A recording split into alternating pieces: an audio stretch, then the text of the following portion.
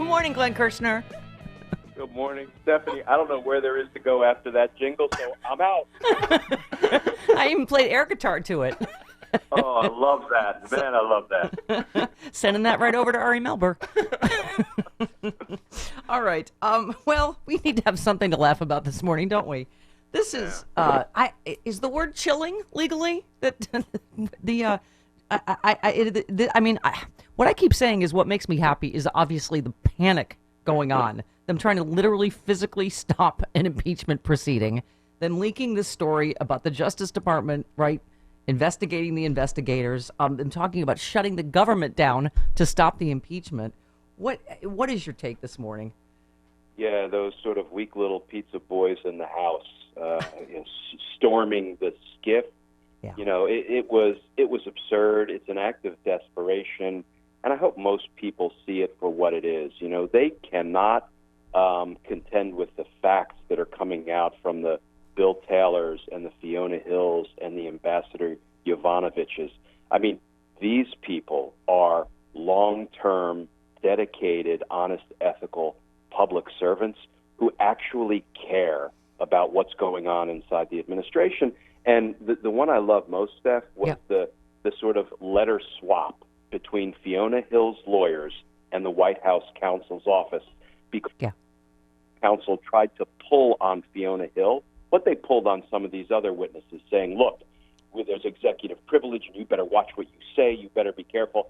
Fiona Hill, in substance, said, yeah, I got your executive privilege right here. And she walked in, and she told the truth for like 9 or 10 hours. Yeah. The women are pulling us out of the morass once again. Yeah. Hopefully there will be more of that in the future. But, the fact that all of this supremely damaging information is coming out about Trump is something that the Republicans in the House can't contend with, so they had to pull a stunt with their pizzas and their cell phones. Yeah, and as Judge Napolitano just helpfully explained to the people at Fox and Friends, these are Republican rules that were written, right, that John Boehner signed, that were written into law. I mean, they just, this ridiculous resolution by Lindsey Graham, I mean, all of this is, but let's get to the big story. New York Times Justice Department officials have shifted an administrative review of the Russian investigation closely overseen by Barr to a criminal inquiry. The move gives the prosecutor running it, John Durham, the power to subpoena witness testimony and documents,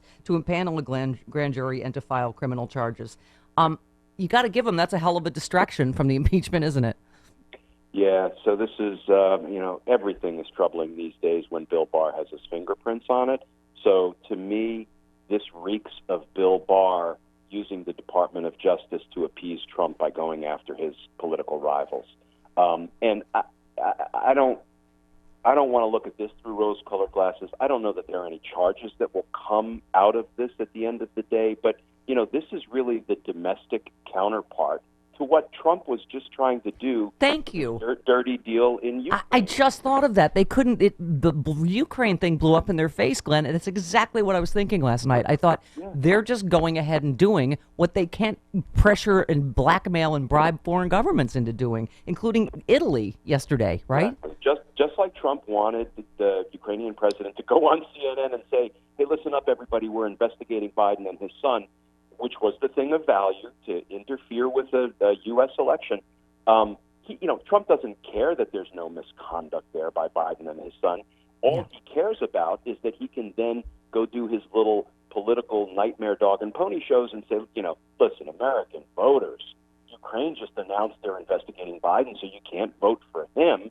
So now, because that fell apart, he's doing it domestically. Yeah. He's having his attorney general say, well, listen, we're investigating the origins of this Russia investigation, which, really damaged Trump.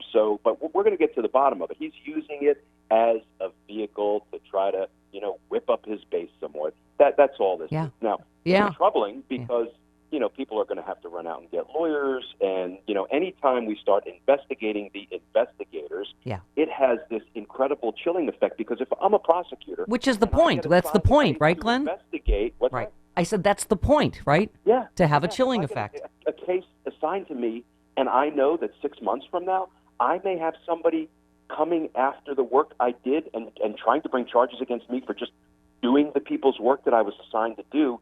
I mean, it's a recipe for kind of the the downfall of those institutions. Yeah.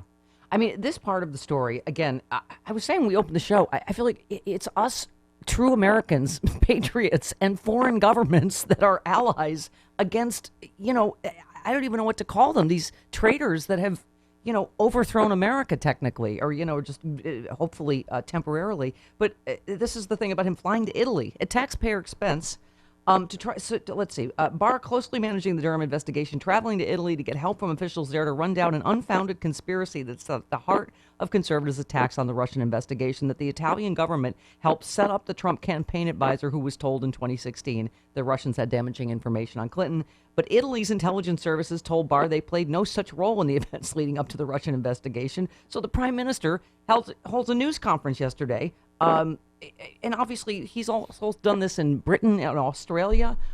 I mean, this is so beyond extraordinary, Glenn, right? And I don't even know what the word for it is, but it feels like treason to me, is what it feels like. And what really bothers me by this sort of invocation of John Durham's name, the U.S. Attorney in Connecticut, who was tapped by Barr to head this thing up, right? They've already fooled us once using this exact same model. Let's think about it. Bob Mueller, who, I will still get in the foxhole and fight the enemy with. He taught me how to be a federal homicide prosecutor. Right. He did one heck of a bang-up job. Maybe he didn't go far enough. Maybe he wasn't sort of express enough in his findings because he's a little too circumspect. I get that. Right. But that was a man whose work, I think, is impeccable and unimpeachable. And what did Bill Barr do? He then stood up and he said, I want to announce to everybody that Bob Mueller found no obstruction, no collusion. So what he did was he rode Bob's credibility and legitimacy, and he co-opted it for his own nefarious purposes. We're being fooled all over again because everybody says John Durham is the greatest stand-up guy, and I'm not disputing that, nor am I buying into it, because Barr won't really care what Durham's results or conclusions are. At the end of the day, he'll stand up and he'll say, oh, well, Durham found that, John Brennan was corrupt and Clapper was corrupt, and maybe we'll go as high as Barack Obama. Who knows? So we're being fooled all over again by Bill Barr and Trump and all of their nefarious cronies. Yeah. Well, I mean, and this is the same thing that's come out in the Ukraine story, as you sort of alluded to, Glenn. They may even know there's no there there. But, when you're crooked, that doesn't matter. You go just say there's an investigation. That way we throw enough, right, like sand in the ump's eyes so that, we don't know what's happening, right? Yeah. Travis, yeah. Sorry to interrupt. This just popped up on CNN about 5 minutes ago. Apparently, John Bolton's lawyers have spoken with the House committees about a possible deposition in the impeachment inquiry. Oh, dear. That might be a smoking gun. He seems like the kind of cranky old dude who might just be forthcoming and let Trump out. Well, and would blow the lid off this whole thing, right? I mean, this is the good news, right, Glenn? Is this is becoming an avalanche of patriots. They keep trying to make this about one whistleblower that they kind of disparage, and now it's like they have to move on to Bill Taylor. And now that but you're right. The more people are backing up the same story, it's not one phone call and it's not one whistleblower, right? Yeah, and I love Bolton's characterization of the dirty deal that was being hatched by Mulvaney and company. He called it a drug deal, so that kind of conjured up notions of these guys, in the Situation Rooms, kind of mixing up political crack and seeing how they can deploy it to the streets to sort of taint the American people. So, I think there's an opportunity for Bolton to really do some additional damage to Trump. Yeah, absolutely. So, Glenn, I wanted to get your take on this. Was Representative Jackie Spear yesterday on how, we fight this sort of just blanket lawlessness. Here we go. We've never had a president like this before, so the laws that we've had on the books have oftentimes been appropriately responded to. Clearly, he looks at every loophole, and so we're going to have to close those loopholes. If a staff member, if a federal employee refuses to meet with Congress, they should be in a position where they lose their salary. So she's talking about inherent contempt. What is your take?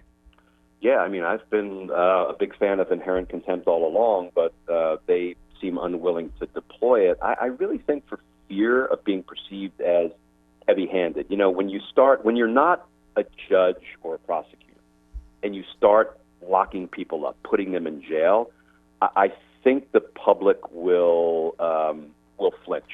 And Right. I think that's their concern. It's a lawful vehicle. Yes, it hasn't been used since the 1930s, but it is still a way to force people to comply with congressional subpoenas, and I think they should do it with a Corey Lewandowski. There are actually legitimate law enforcement concerns about, well, how do we go out and lock these people up?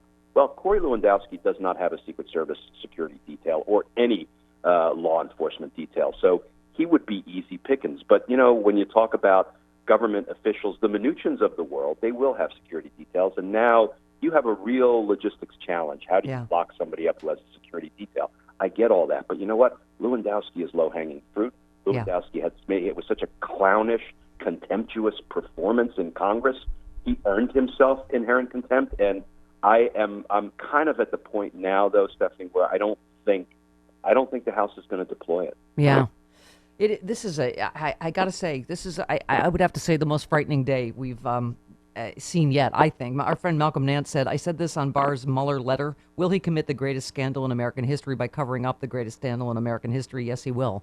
And the question is going to be, will he get away with it? I mean, I said, are we in the part of the, crooks, the movie where the crook, the dirty cop plants weed on someone, right? Or plants drugs. I mean, I don't know, like you say. I think we all know there's no there on investigating the investigators, but I don't think we've ever been where we are right now, have we?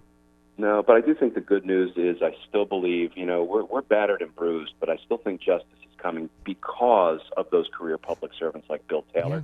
They're going in behind closed doors, which is a good way to start, and which is the way these things generally do start. But, I knew you'd make me feel better. Once they hit the airwaves and once the American people get to see, the Ambassador Yovanovitch's and the Bill Taylor, and there are others to come, I think they're going to be really impressed with the lawlessness that Trump has been caught, doing, and that is now going to be exposed. And, I think that's going to win the day. And I was really happy to hear that Congress may scale back what articles of impeachment they intend to draft. Because as a prosecutor, yes, I want to hold everybody accountable for all of the crimes they committed. But more importantly, I need to know how I'm going to prove each one of those crimes. And if I can prove this dirty Ukrainian deal, which is heartland abuse of power as Alexander Hamilton defined it in the Federalist Papers, then and I can use good career public servants to prove it up, that's what I'm going to do. But if I have to go back to the Mueller report and prove up obstruction of justice with clowns like Corey Lewandowski and Hope Hicks and Don McGahn, then I'm playing against myself. I hear you. Because now I have cruddy witnesses trying to prove that Trump is cruddy. I want to go with strong, credible witnesses who will impress the American people and really drive home this president's illegal conduct. Glenn Kirschner, no man has ever earned their jingle like you have this morning, sir. Thank you. You have a new ringtone. Send that along, Travis. All right. Glenn, hashtag justice is coming. You heard the man. Thank you so much. Thanks, Stephanie. All right. Talk to you soon. There he goes. Oh.